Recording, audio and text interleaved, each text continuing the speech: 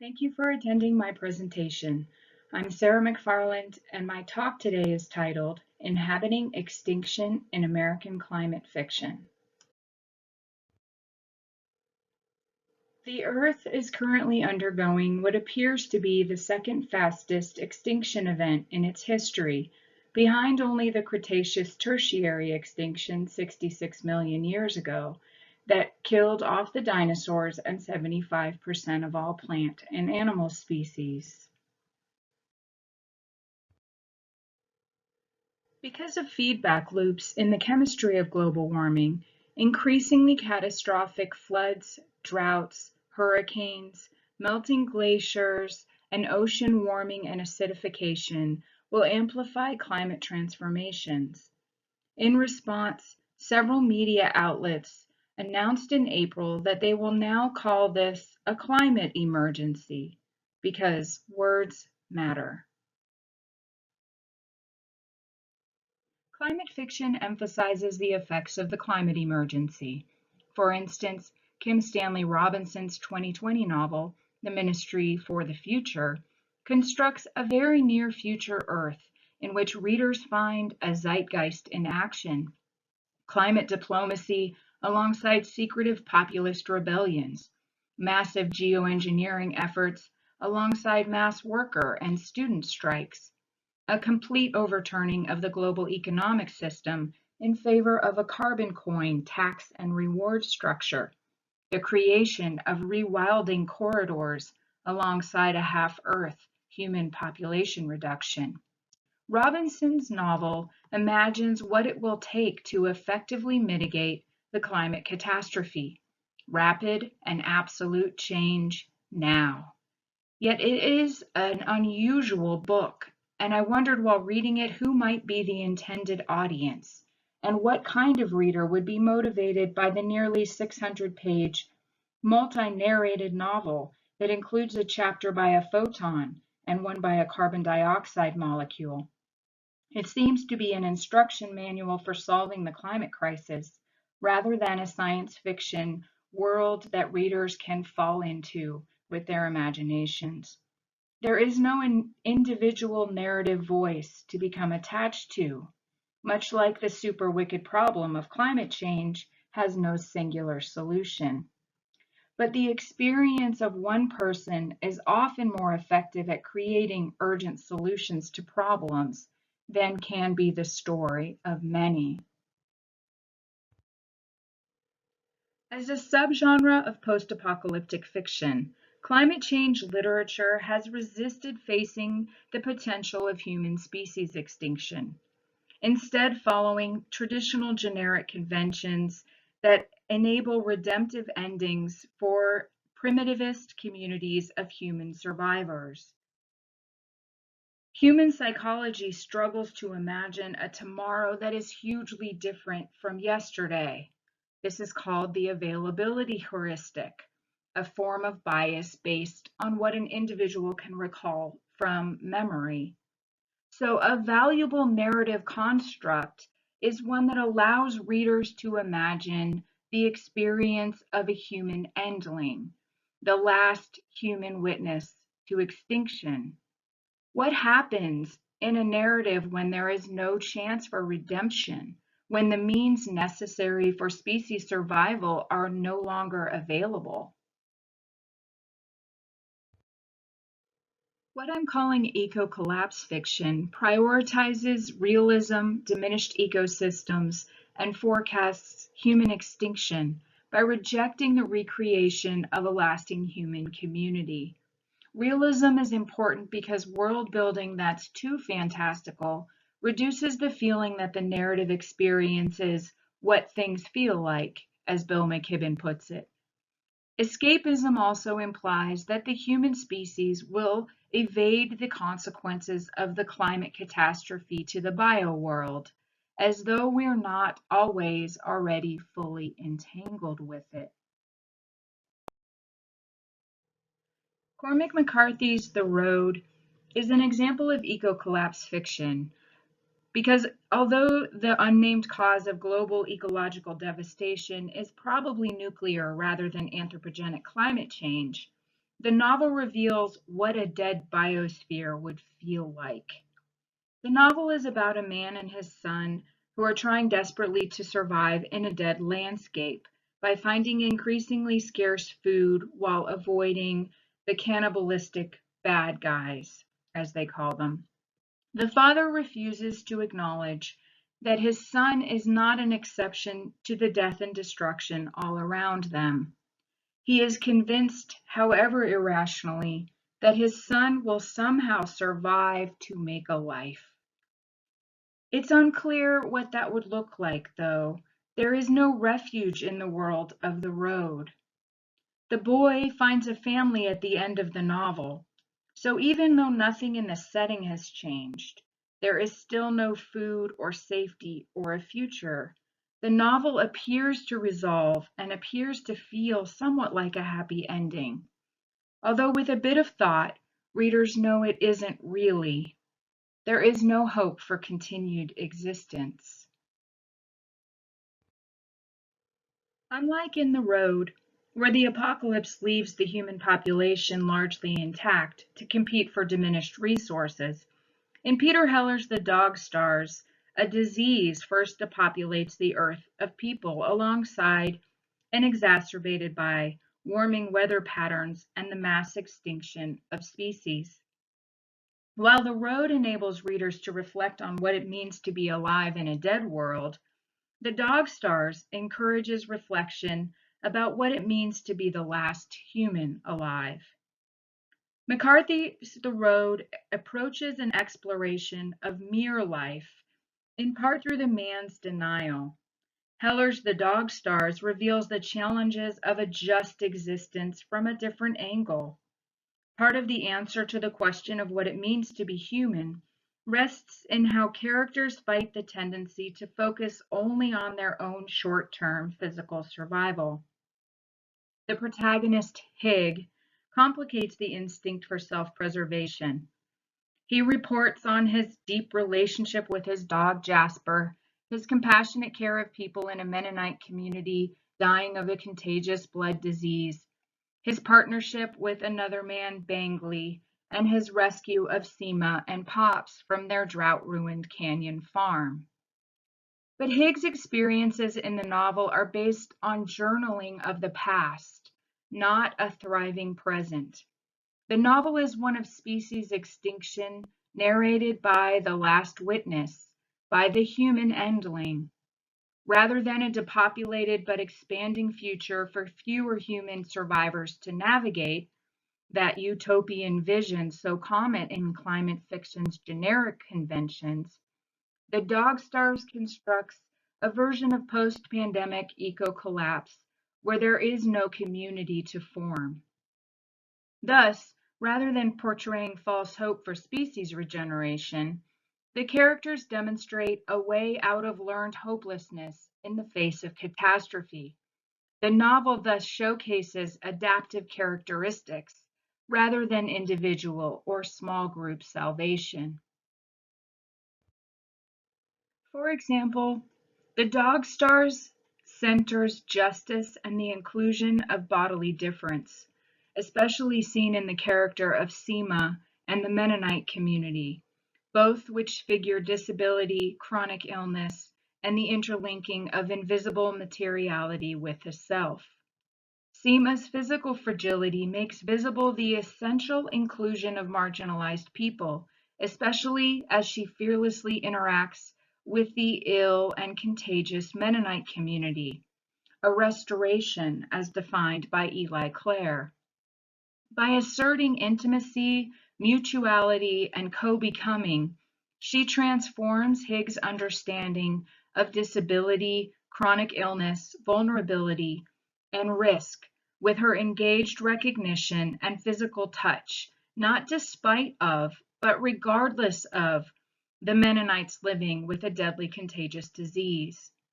Valuably to these analyses, the Mennonites' illness protects them in a profound antagonism of sickness and safety. The juxtaposition of what is vulnerable and what is safe reconfigures disease and bodily vulnerability, providing insights into what a just existence might mean and how it might be transformed toward greater inclusivity amidst catastrophic climate change and a post-pandemic environment.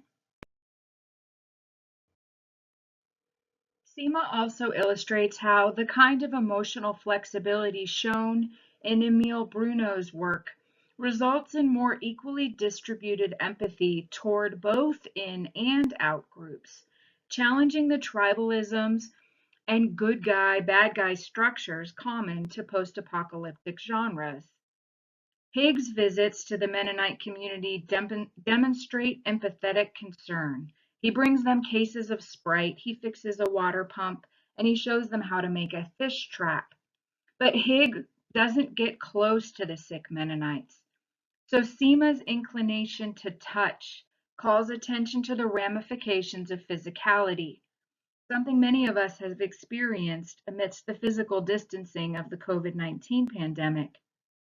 Seema illustrates how emphatic empathy opens opportunities for kindred welcoming in humane interactions within dynamic cultural and physical environments. You might be wondering how I can argue that this novel doesn't have a happy ending. Indeed, it is tempting to see the beginnings of a new society forming, much as many readers want to imagine a meaningful future for the boy in McCarthy's The Road. Yet such a reading fails to attend to elements of the novel that cast doubt on such an alluring determination, including its many allusions to Lionel and his canine companion in Mary Shelley's The Last Man, thought to be the first post-pandemic climate fiction novel. The Dog Stars is written in the past tense, verbs of memory and recollection, except when interrupted by occasional passages marked off with asterisks in present progressive. The novel is Higgs' journal of the past. A careful and attentive character analysis further supports the claim that Higgs is all alone in this novel. He's described as an old man at 40. His dog Jasper is dead. His wife Melissa is dead. Bangley was attacked by marauders and suffers from arterial sclerosis. Seema is chronically ill and has a short life expectancy. Pops is elderly. The Mennonite group all have the blood disease, and the children die young. Higgs' world has no reproductive futurity, turning upside down the usual framework of climate concern as one that centers the interest in future generations and the genre conventions that create a small but surviving group at the end of their fictional worlds. An asterisked interruption toward the end reveals that the environment might be adapting and rejuvenating, but there is no human present in the passage except for Higgs' first person, I. This passage intrudes on Higgs' past tense recollection of safely leaving the Grand Junction airport with Pops and Seema, but its change in verb tense and use of the singular I mark his narrative voice as the only one left, interjecting his present experience as the human endling into the recording of his memories from when other people were there to share companionship with.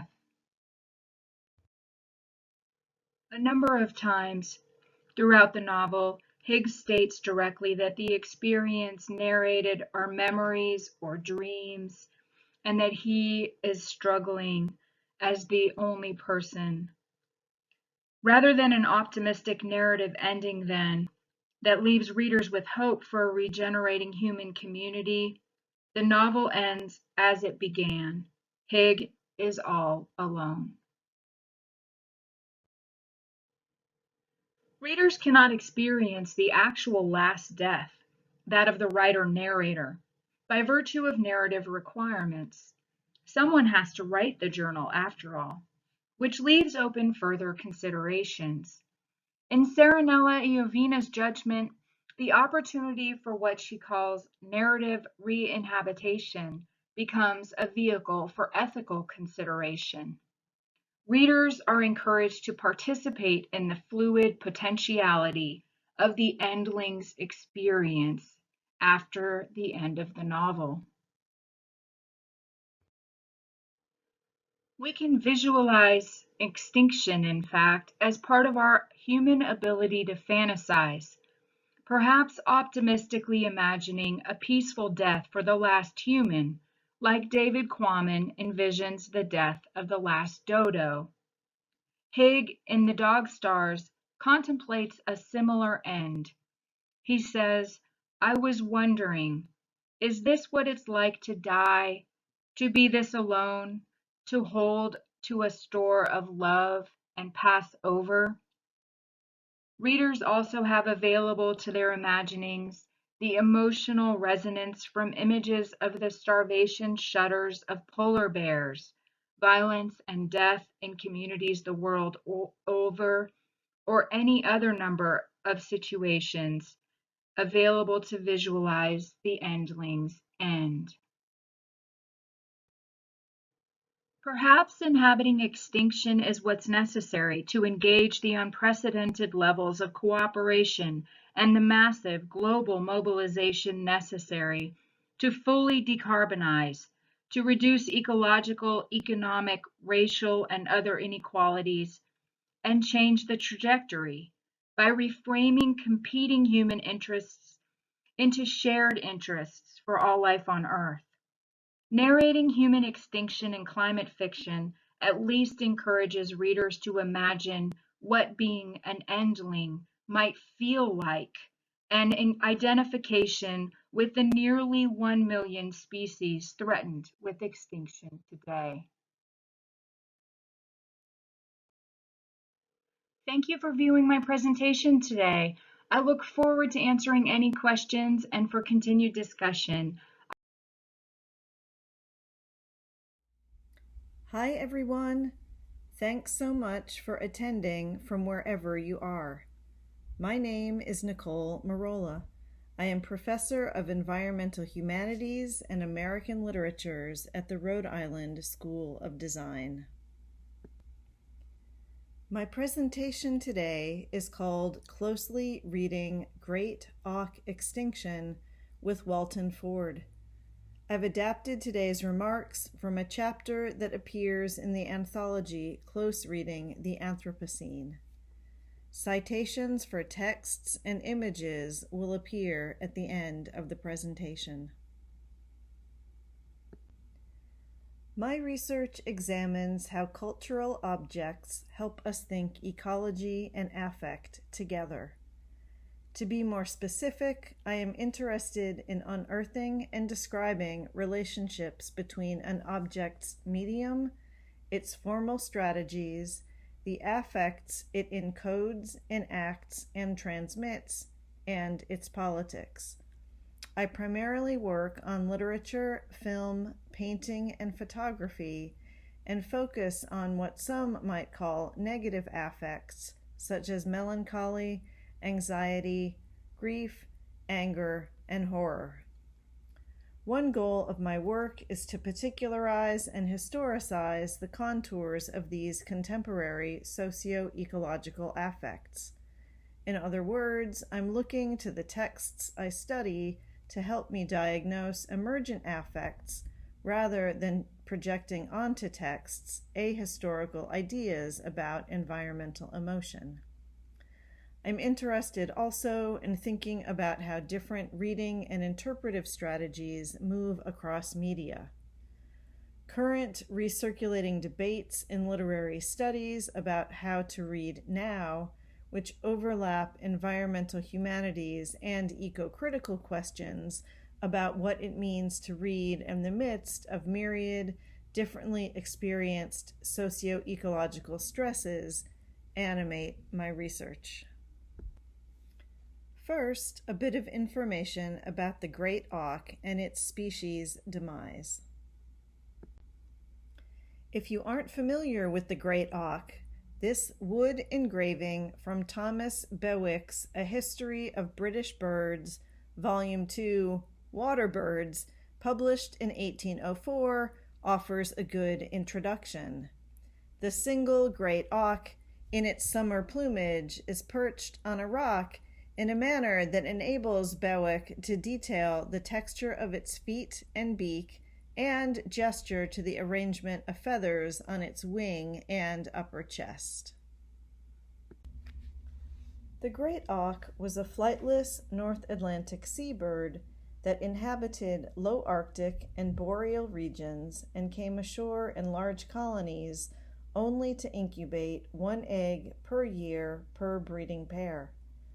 Funk Island off the eastern coast of Newfoundland was the largest breeding colony with an estimated population of 200,000 great auks.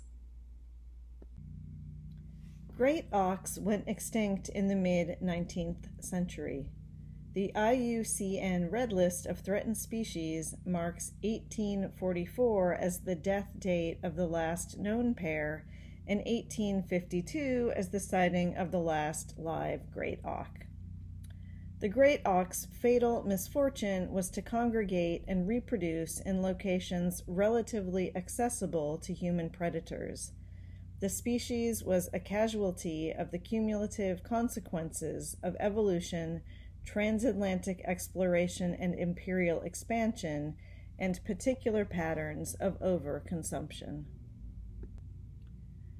3 specific forms of violence drove the great auk to extinction. The first centered on uses of the great auk for sustenance, eating bird eggs, eating bird meat, using bird meat as fish bait, and rendering birds for oil. The second involved harvesting feathers for use in down pillows and feather beds. The third encompassed specimen collecting for display by museums and individuals. These 3 forms existed simultaneously and sequentially as an amplifying feedback loop. My phrase, forms of violence, echoes Tom Van Doren's Forms of Life, but insists on the negative register in order to highlight that, biologically speaking, life is fundamentally violent and requires the incorporative metabolism of others' bodies and labor. For fully fleshed arguments in this vein, see the work of Claire Colebrook and Catherine Yusoff. I'll turn now to the work of Walton Ford. Since the early 1990s, contemporary U.S. artist Walton Ford has been making exquisite, detailed, narrative paintings and prints that engage and critique conventions of natural history illustration through staging violent scenes of encounter between animals. More specifically, Ford works in direct conversation with masculinist romantic aspects of 18th and 19th century exploration and natural history, with the work of John James Audubon, with Extinction, and with colonialism. He also employs as visual subjects specific historical moments or anecdotes of cross-species encounter. These categories of attention often overlap in a single piece. While Ford sometimes maps intra-species violence, his predominant concern is cross-species conflict. In some cases, non-human animals are the only participants in the frame. In others, human animals are directly or indirectly implicated. Ford's interrogation of great auk extinction emerges in 2 paintings, The Witch of St. Kilda, 1840, from 2005, which is on screen right now, and Funk Island, or Good Conduct Well Chastised, 1791, from 1998. These 2 paintings tell related but different extinction stories. Today I'll focus on Funk Island. Because of this presentation's mode, the nature of Ford's painting, and because it's a reading protocol I want to highlight, in what follows I foreground detailed description. I see description as an important tool in the process of closely reading and closely looking. I position Ford, an avid researcher, reader of written texts and animal bodies, and deployer of self-consciously literary gestures, as an artist who carefully parses extinction stories. Additionally, I suggest that Ford's extinction-focused paintings rehearse located and historicized Anthropocene stories. Funk Island is a large-scale painting, roughly 5 feet tall by 10 feet wide, that combines watercolor, gouache, pencil, and ink on paper. Its protagonists are members of Funk Island's Great Auk colony. They occupy the entire foreground. The Great Auks stand on a low, large rock marked by guano. Their destination is a fire generated by an unseen source located beyond the frame's right side. 3 Great Auks are silhouetted as they walk into the fire. In the far background, in the lower left corner, a pair of ships and a small rowboat float on a placid ocean at the horizon line. One thin gray horizontal cloud smudges the air over the boats. A plume of smoke from the anthropogenic fire undulates across the frame, starting behind the Great Auk colony and then rising to the upper left corner of the painting to undercurl its title. In the middle ground and background, on the painting's right side, rocky cliffs rise. Northern gannets perch on ledges across these guano-stained cliffs. They also soar above, in front of, and beneath the smoke in the middle ground and, in the background, over the ships. Their ability to fly enables their status as spectators, rather than victims, of the foreground activity. In the smoke plume, Ford tucks gestural drawings of human pairs copulating. The visual style he employs for the human bodies, spectral, billowy, impressionistic outlines that share the colors and line weights of the smoke plume, makes these figures easy to miss. In contrast, the bodies of the Great Auks and Northern gannets and the rocky outcrop and cliffs of their habitat are depicted with great detail to avian phenotype and geological texture. Ford includes 42 Great Auks in Funk Island. In terms of their bodily orientation, the birds divide into 3 groups. With the exception of one Great Auk that directly faces the viewer, those in the left third of the frame generally face the backs of the birds in front of them. Those in the middle face a variety of directions. A few show their backs to the viewer. A pair looks directly at each other with their beaks open. In the nearest foreground, one bird lies prone and another looks at it. One looks directly at the viewer with its wings spread. One looks at the sky with its wings spread, and 2 look at the right side of the frame. The Great Auks on the painting's right side are turned toward the fire. One of these raises its open beak to the sky. Along the bottom of the painting, Ford includes a strip of handwritten text in the same style as the title. Here, Ford echoes labeling conventions of natural history illustrations, grotesquely tropes the field note, and alludes to a referent for the painting. Although much of the script is faux-faded and difficult to read, it excerpts Aaron Thomas's History of Newfoundland, a travel narrative from 1794.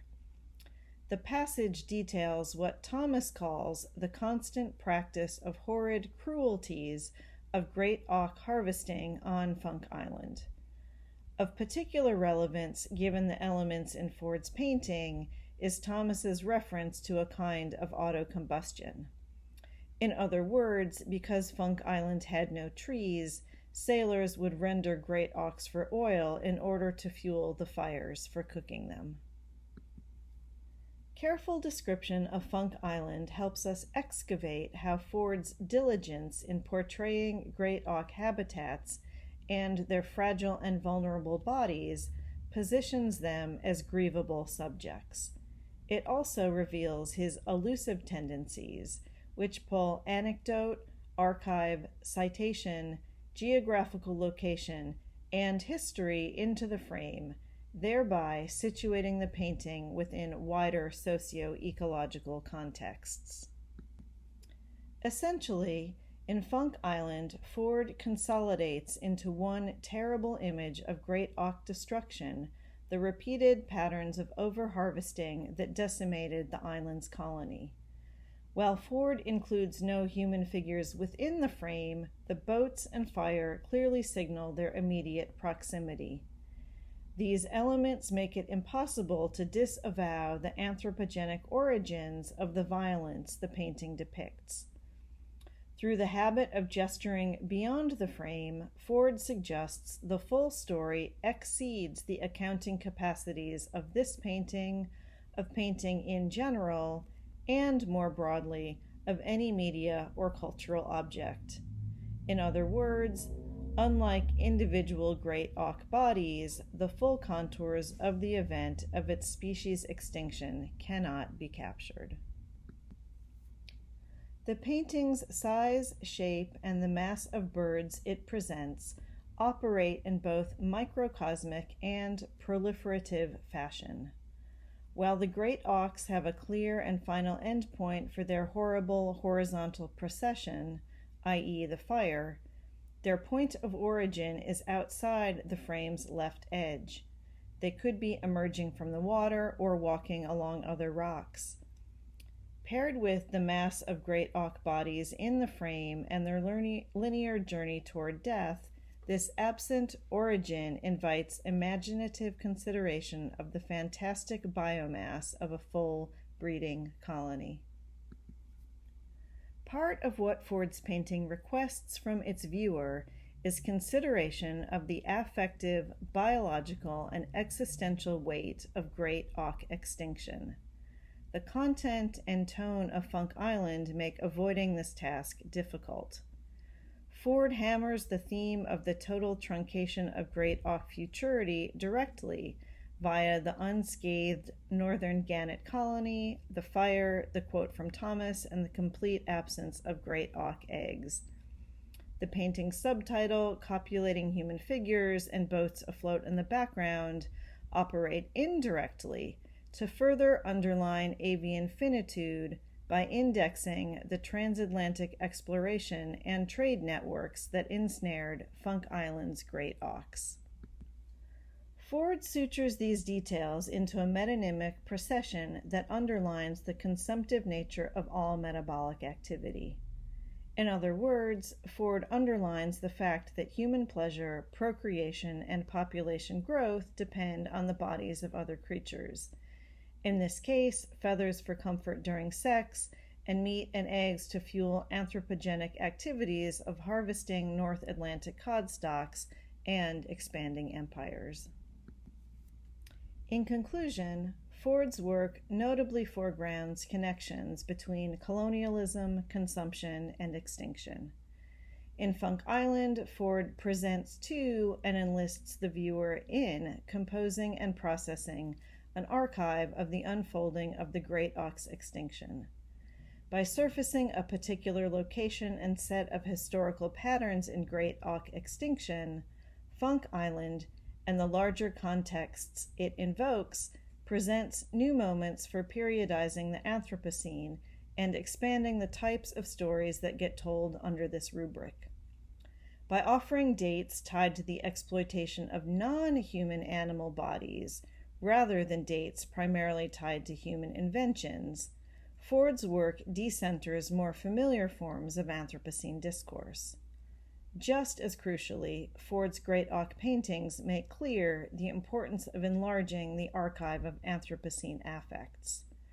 For good reason, grief, melancholy, mourning, and sadness are the most often evoked negative affects in extinction studies. Scholarship in this mode often aims to recuperate affective labor related to biodiversity loss. Ford's work takes a different tactic. He composes Funk Island to refuse elegy.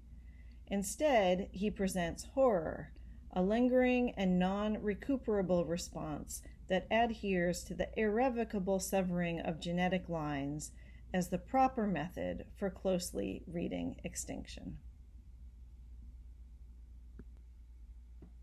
Citations for the images I included and the texts I referenced are listed here in order of their use or mention.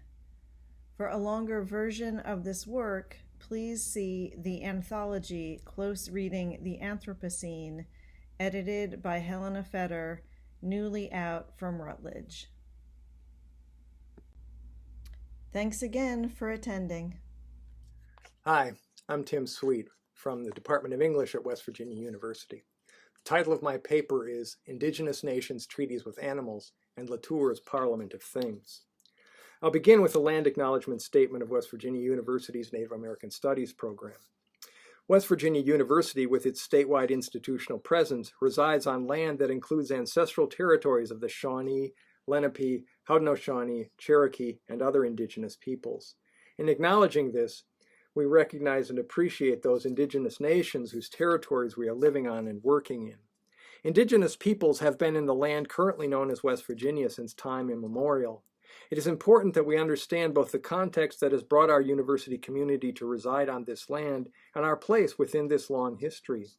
We also recognize that colonialism is a current ongoing process, and as scholars seeking truth and understanding, we need to be mindful of our present participation in this process.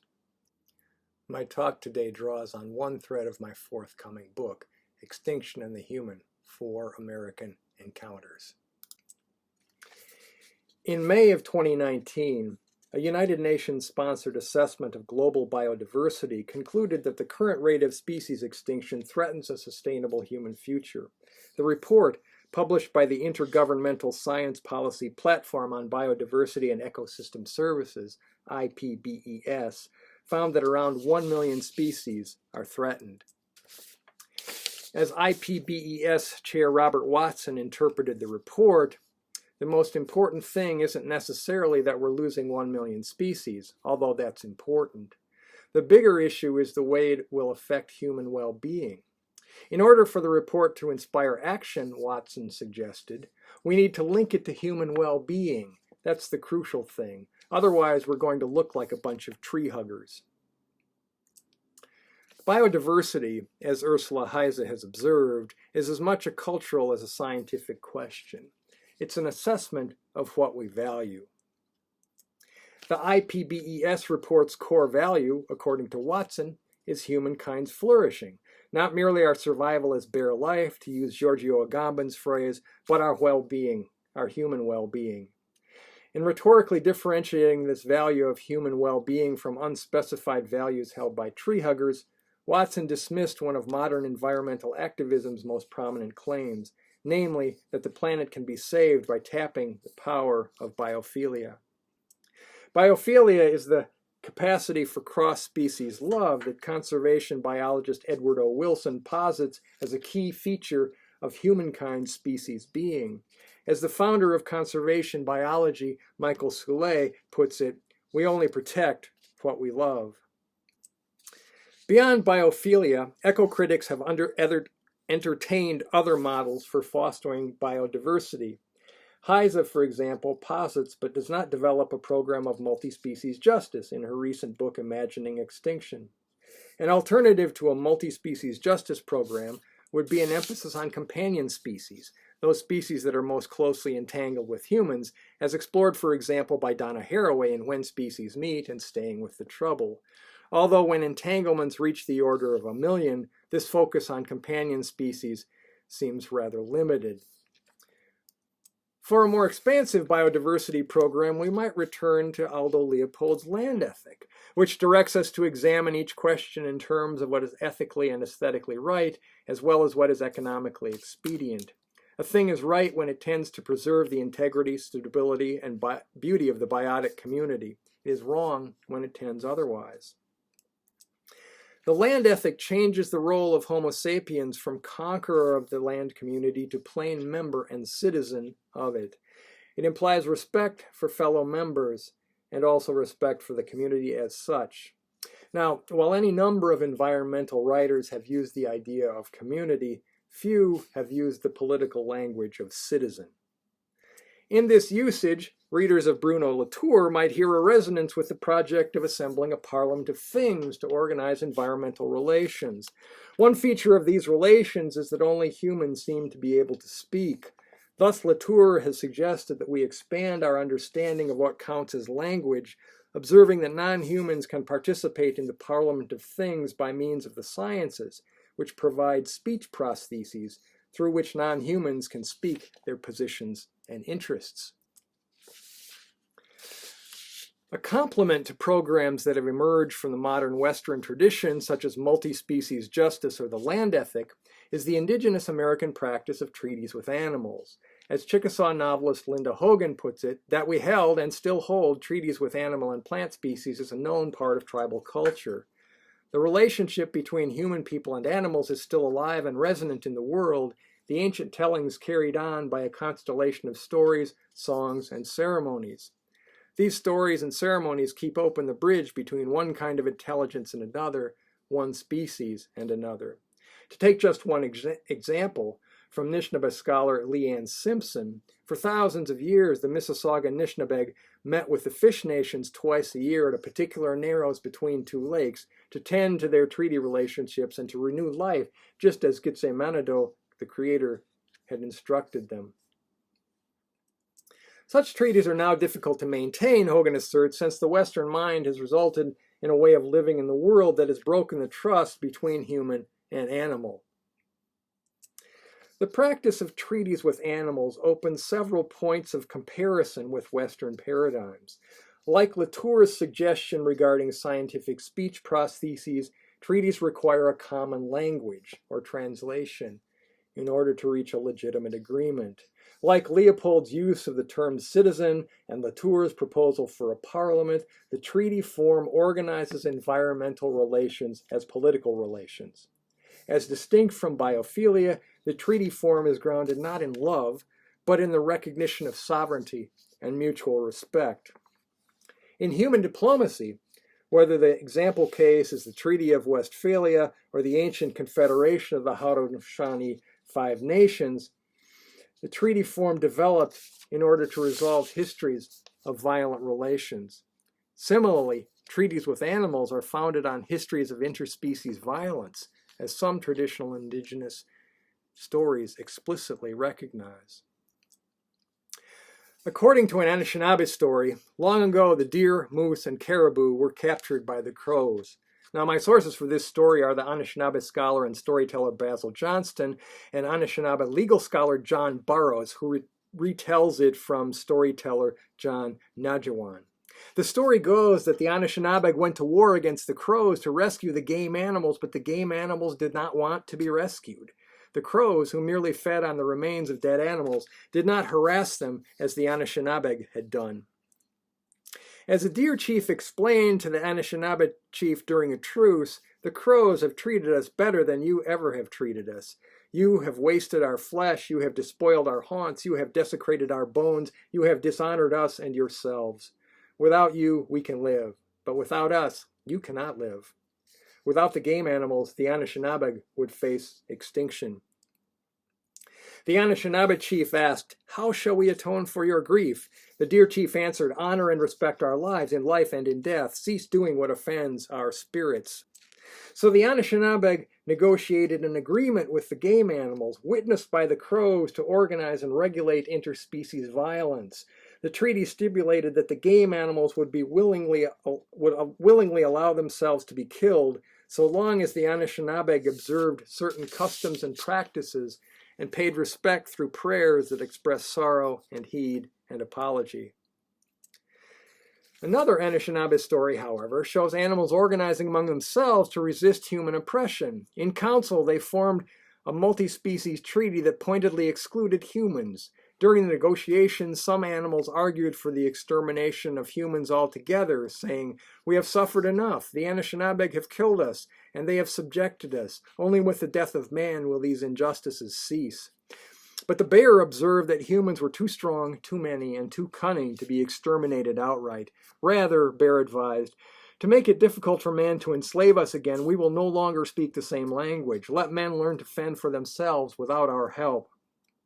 After the animals agreed among themselves, except for the dog who was banished as a human bonded traitor, humans could no longer understand animals' language, but had to observe them closely for knowledge of the world, life, and themselves. Stories from other traditions give varying yet similar accounts of the ordering of cross-species relations. In a Cherokee story, the animals also meet together to resist human oppression. They devise diseases to check the growth of the human population, which humans then learn to mitigate through their interactions with plants. In some Pawnee stories, the buffalo agree to be eaten after a race, a game, or a trial by combat between buffalo and humans. According to a Blackfoot story, long ago the buffalo ate humans until the Creator reversed the relationship, decreeing that humans shall eat buffalo. In a Wabanaki story told by Penobscot historian Joseph Nicolaur, long ago all the animals agreed to become smaller in order to take up less of the earth and make room for humans. The mammoth refused this treaty and was punished with extinction. The common thread to all such stories is the recognition of violence as a significant component of interspecies relations.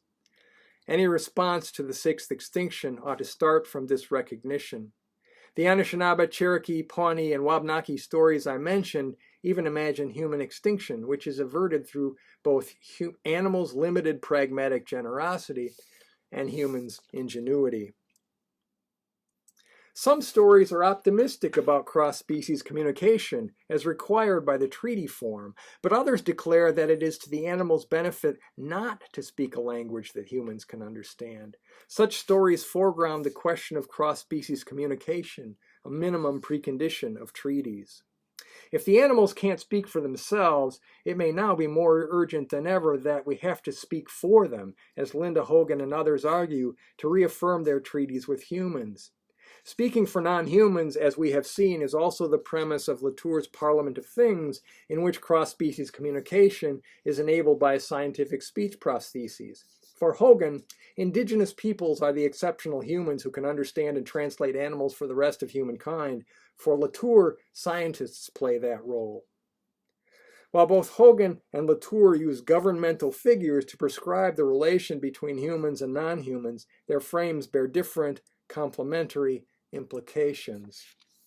Hogan's reaffirmation of treaties implies distinct sovereignties, while Latour's parliament implies a single sovereignty in which, to use Leopold's language, humans and animals alike are citizens.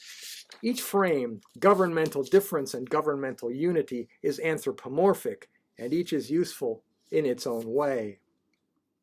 While the IPBES report was assembled by scientists listening to and translating animals and plants for the rest of us humans, as Latour indicates, a treaty-oriented reading of that report would insist that if humans do not recognize animals as sovereign, animals will cause harm to humans. The harm now will come not by way of animals' direct actions. For as the bear in the Anishinaabe story observed, human power and cunning can resist attacks of force. Rather, the harm will come much as the game animals withdrew from the Anishinaabe once long ago. The Anishinaabe faced extinction until they negotiated a treaty for the return of the deer, moose, and caribou, a treaty also affirmed by the Crows. In the sixth extinction, the animals are withdrawing from our world on a much larger scale. While science will continue to document that withdrawal and investigate its causes, the question remains whether we can now make effective treaties as the ancient Anishinaabe did. If not, with the animals' withdrawal, we will also withdraw from the world. Thank you.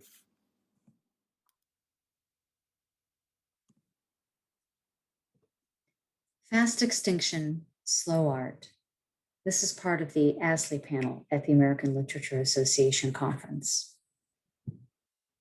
While non-human animals are still often figured as ahistorical creatures or creatures whose history is coded biologically, many of us increasingly find it a struggle to live in the present aside from the varied struggles of life itself, as living in the present means facing the likelihood of our accelerated extinction. In the midst of rapid technological generation and ecological degeneration, slow art has emerged as one response to the flight from consciousness of the present. This paper considers the way in which meaningful engagement with art might help us sustain our attention and ourselves.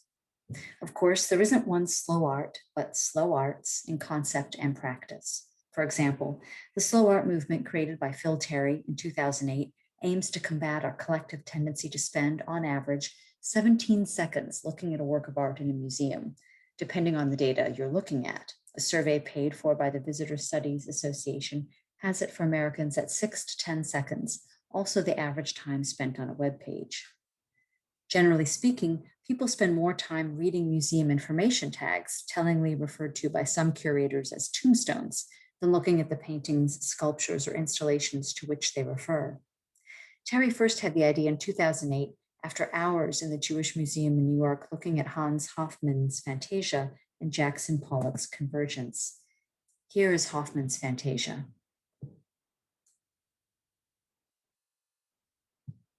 And Pollock's Convergence.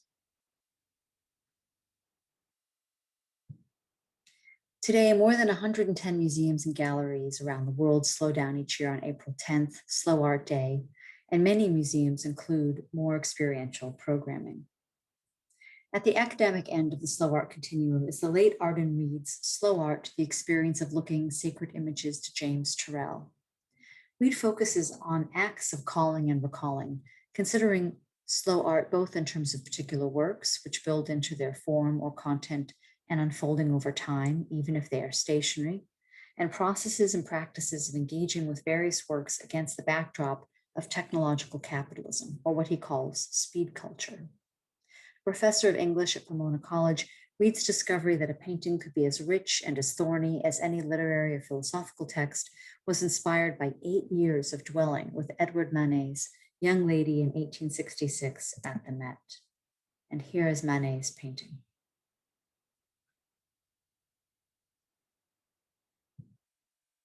Reed is quick to emphasize that slow art names an encounter between object and observer. It refers to a class of experiences, not to a group of things. Slow art must be performed. He also acknowledges, though, that art itself resists the quick take and argues that looking at art can teach us the composure we need to look at art. I will take this claim much further. Looking at art may teach us the composure needed to look at ourselves, each other, and the world. As Adorno argues in a different register, Reed understands that our eyes and arguably other senses are conditioned in all sorts of ways. And so slow art not only raises political questions, but also, as Reed writes, already amounts to a kind of politics by contesting the beeline behaviors that drive our culture.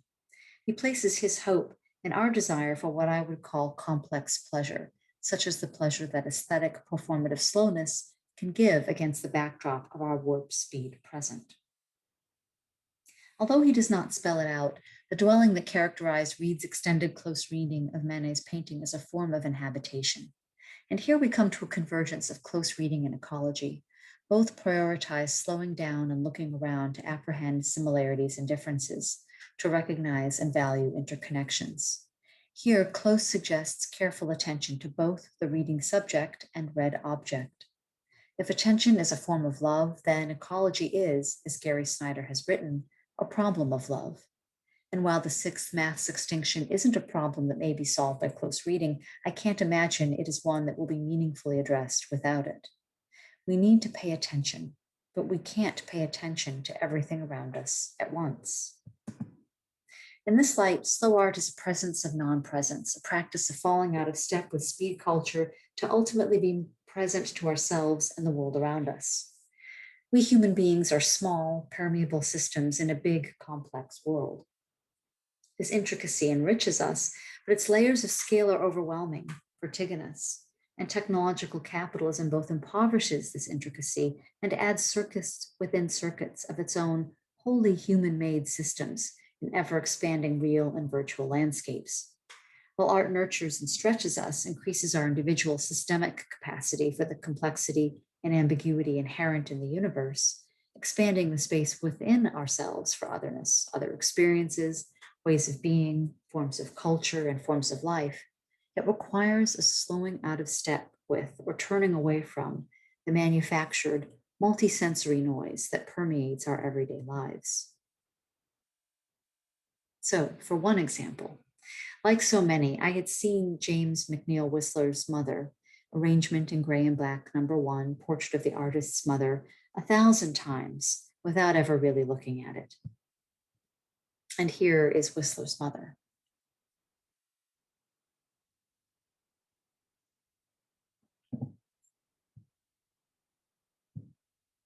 Unlike Manet's young woman, the artist's mother is not looking at him, not looking at us. This 1871 portrait in profile seems to keep its own counsel.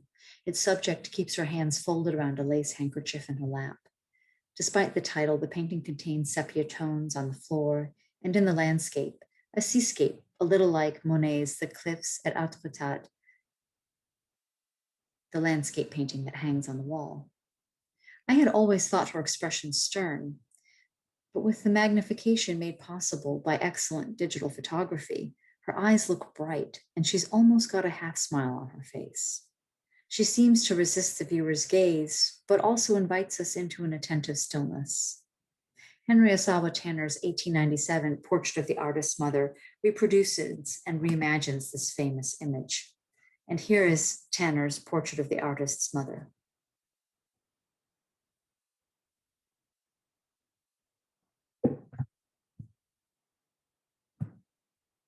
Tanner was a contemporary of Whistler and John Singer Sargent, and the first African-American artist to gain international fame.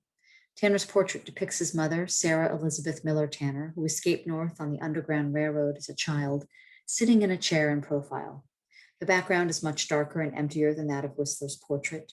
There's no physical framed painting within the painting here, but there is a painting within in the form of the reference to Whistler's portrait. Tanner's subject's hands are quite different, active. One is holding a fan and the other is holding her cheek and chin, her resting face. His mother's dress is also black, but unlike Whistler's mother, it has a light, perhaps floral pattern, a hue that picks up the cream color of the folds of shawl draped off her rocking chair. The pattern of the dress and the draping of the shawl echo the window drapes of Whistler's portrait, though it is not clear if this room has a hidden window or not. The brown shading of the wall in the background is decidedly ambiguous. It might be a curtain drawn across a view, another room, or a way out. It's less solid than the left of the canvas, a much darker, richer brown. His mother's position in the chair on the right seems more embodied, more realistic than that of Whistler's mother and hers. And unlike Whistler's subject, we can see her hair arrangement. There's no lace cap, and the hint of cream collar matching her cuffs and shawl. The expression of Tanner's subject is pensive. There's no half smile here. Her embodiment and focus pervade the canvas. These two portraits depict slowness and invite it formally through their intertextual layers. Each has a painting within the painting of sorts, for example, and foregrounded layering of light and darkness around a figure in black. In this way, each places human identity and feeling, however stylized and off-center the composition of the canvas, at the center of the stage. Tanner's landscape is quite different.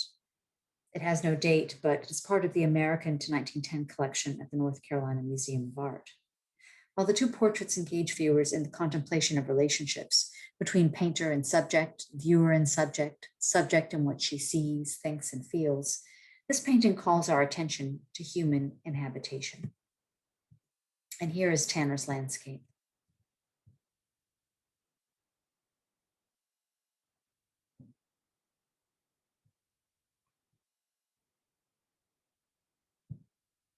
The house sits in a pastel blue-green swell of sky and land, mackereled and in motion.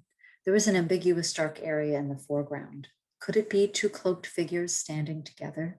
They seem to be trees or shrubs, but their relative size and shape has a human quality.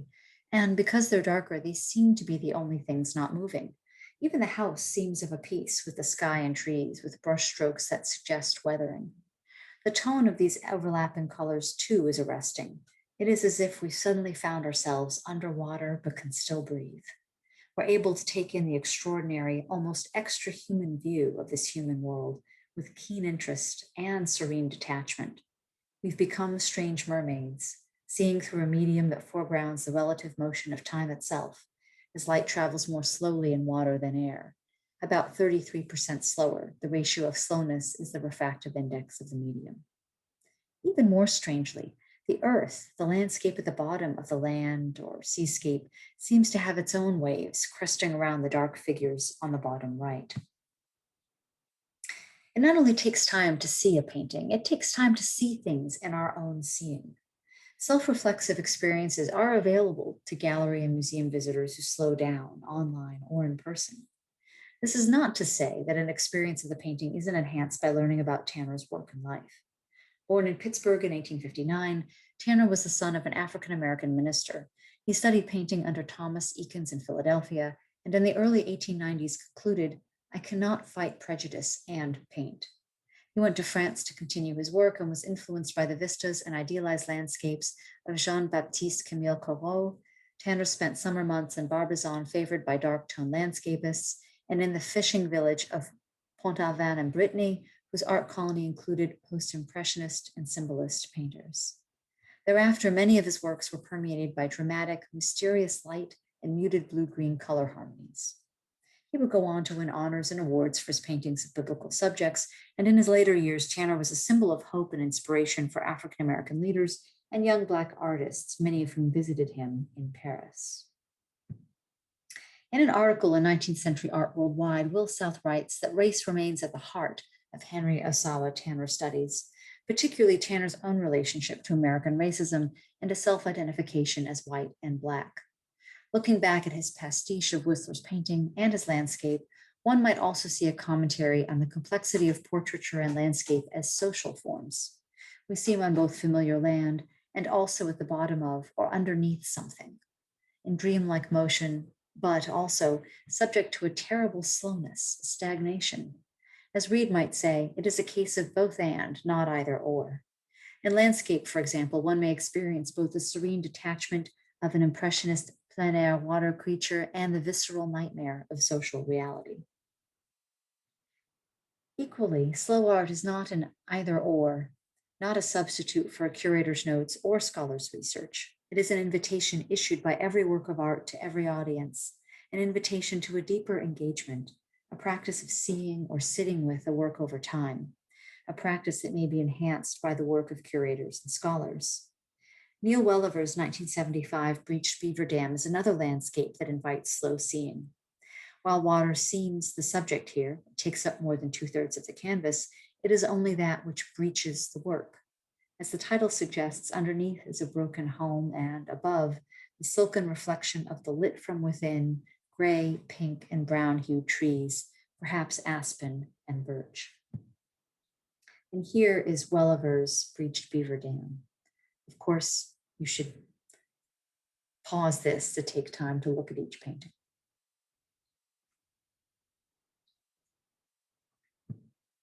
The painting seems to play with the idea that we both can and can't see what we can't see. Forest for trees, dam for water, brushstroke for image, while encompassing us in what feels like an expansive circumambient space. The trees breathe, and we breathe with them, among them, taking in their expelled oxygen, part of the cycle of making and breaking and making again. Magical looped linkages of atoms and elements, pigment and canvas and you. I've been fortunate to stand before this enormous piece, roughly 8 feet by 8 feet, not including the frame, for long periods of time because I live about 20 minutes from where it hangs in the North Carolina Museum of Art, where Tanner's landscape is also held. Looking at this painting, I felt relaxed into my body and pixelated out of it as the very scale of the piece turns its slick surface realism into something almost abstract. Welliver painted this open-air scene in Maine, where he lived from 1970 until his death in 2005. Like Tanner, Welliver was born in Pennsylvania and studied in Philadelphia, in his case at the Philadelphia Museum College of Art, followed by Yale, where he worked under Joseph Albers and Burgoyne Diller. He painted many such pieces, carrying a 70-pound pack of painting supplies into remote landscapes to sit for 3 hours at a time. Breached Beaver Dam is intensely immersive. It orients us in its world, but at the same time feels disorienting. It accords light's derangement, coming from the water, reflecting the unseen sky above. We're outside and we're inside and we're outside. Our feet are wet and we can hear a bird snapping a twig as we stand and reflect on art's reflection on the hidden architectural wonder of a beaver dam. Instead of art as natura naturans, we have nature as art from art. This slow art isn't Narcissus's pool. It opens outward as well as inward, inviting us back, however far our thoughts roam, from Thoreau's Skywater to Central Maine Power's proposal to clear-cut a swath through the largest temperate forest in North America, Maine's North Woods. It invites us back to the beaver dam, to the beaver whose dam is breached, to the broken art that also made this painting. In doing so, it reminds us that this is a human thing hung on a wall. As John Ashbery wrote of Welliver's Maine landscapes, even when one can seem to see through them like scenery painted on a scrim, which allows one to view the stage behind it, there is no ignoring the fact that the picture plane really is a wall. Welliver is an interesting subject for thinking about slow art because of his own sense of time in the process of painting, including his well-known practice of starting at the very top of a canvas and working slowly down to cover the entire surface. As Ashbery asked, how do you paint nature in a way that seems so unnatural, so cold and calculating? And what about his insistence on painting wet into wet, of giving the paint its final finish while it is still in the process of being born? If the slapdash look were what he was after, that would be one thing, but the end result is a complex and unforgiving mathematics. Yet what emerges is a powerful subliminal projection of an ephemeral moment. When Edwin Denby remarked that his large landscapes take at least 4 to 6 weeks, but look as if they were painted in a day or two, Welliver replied, anyone who paints when they see wet fluid paint assumes that it was done very, very rapidly. In fact, I paint very slowly and very deliberately. Denby then asked, have you thought about the difference in style between painting fast and painting slow? How do you overcome that slowness in the look of the painting? That's a trade secret, was the reply. For Ashbery, this was the most remarkable of Welliver's statements about his painting, and what is remarkable is not the unguessable nature of the trade secret, whatever it may be, but the fact of its existence, the felt necessity to make slow painting look like fast painting, and the steps that led to the realization of that necessity. Is Welliver's hyper or abstract realism a way to paint a sensation of speed and slowness onto the canvas? Is his oscillation between surfaces within the work and between the work and the viewer a way of conveying duration? And what has this consciousness of space and pace, composition and slowness to do with extinction? The way in which we perceive time matters. It changes the way we experience and live in the present, and it changes the way we experience and treat others, including other animals and plants, many of which exist in timescales and sensory worlds different from our own. And why visual art?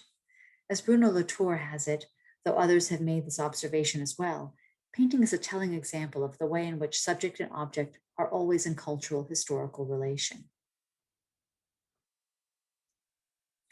In this case, the example is all the more clarifying in that it is in very large part from painting, landscape painting in particular, that we draw the basis for our conceptions of nature.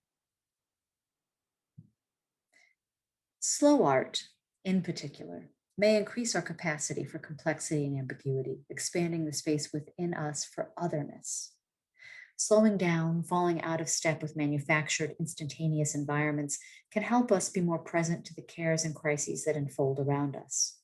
Paying attention is the first step in resisting the growing monoculture that is accelerating our own and so many other extinctions.